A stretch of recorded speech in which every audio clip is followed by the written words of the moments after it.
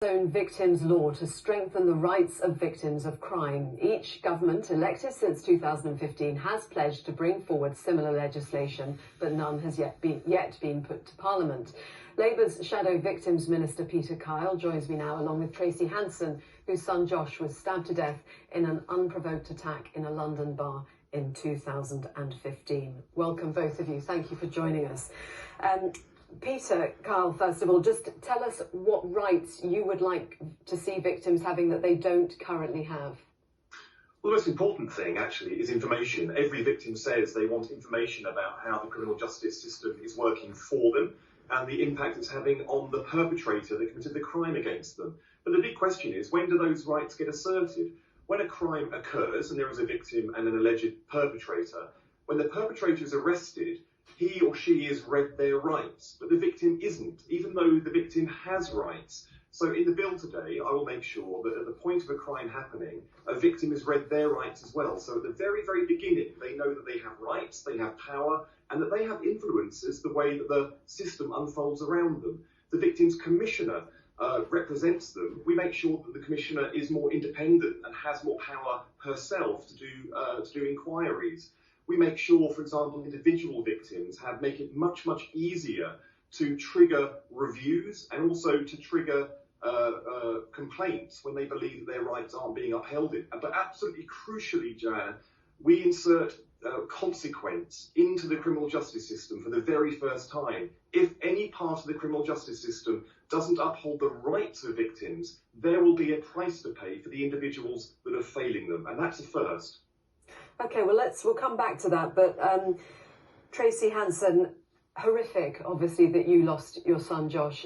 And I mean, horrific to lose a child in any circumstances, but particularly shocking. And I do just want to read, before you talk about your experiences and feelings on it, but from the police statement that said your son's killer was an extremely dangerous individual who murdered a young man in a packed bar for no reason whatsoever. You had that knock on your door. You had to deal not just with the loss, but I know that obviously from that point you entered a process through the criminal justice system that you found traumatic. Can you just tell us a bit more about that? Why it was traumatic, what you were dealing with? Hello, Joanna.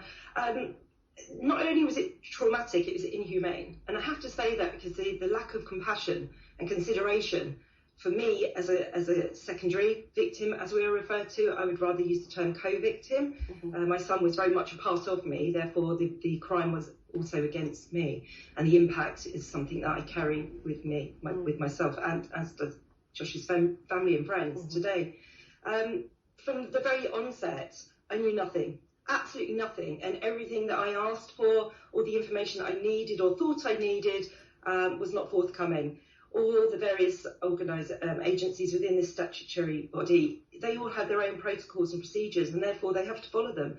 I'm not pointing the finger at any one individual. I'm pointing my finger at the system, the criminal justice system, that, as Claire Waxman said when she put forward her bill, the Victims Bill in 2015, the very year that I lost my son, you know, we need to be heard. Our voices need to be heard.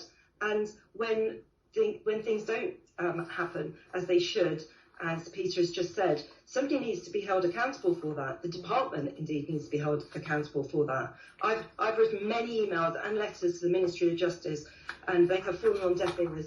And as a member of Claire Waxman's Victim Reference Group, we work tirelessly to campaign for victims and advocate for them.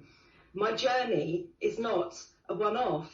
It happens to victims every single day. And every time a victim goes through this process and I speak to them or their friends or families or whoever reaches out to me, I'm absolutely appalled that 5 years on, nothing has changed, nothing has improved. And why is it taking so long? Sorry to interrupt you, I just want to come in because, I mean, obviously going through that process is going to be traumatic and there is only limited mitigation to that.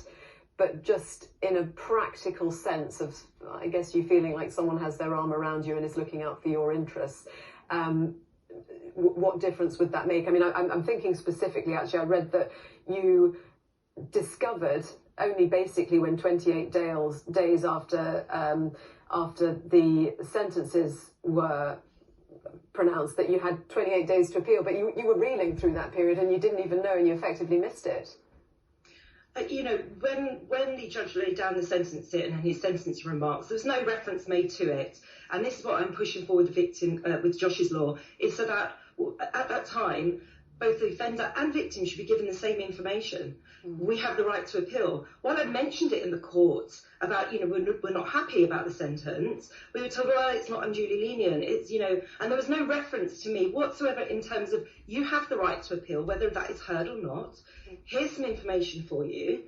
Take it away. You'll need to digest it. It's been 4 years trying to get justice. We know what you've been through. If you need any further help, please get in touch. It was only when I actually sent a message to Claire Waxman saying, look, it's a couple of weeks. I don't know what I should be doing. I'm still not happy. And she said, rightly so. You have the right to appeal, Tracy. You just need to do X, Y, and Z. It was as simple as that. It's an email. And I constantly get requests and emails from people all of the time asking me how they can appeal. And these things should not happen. If there was a victim's advocate, if we had somebody appointed to us at the moment we become a victim of crime, no matter what that crime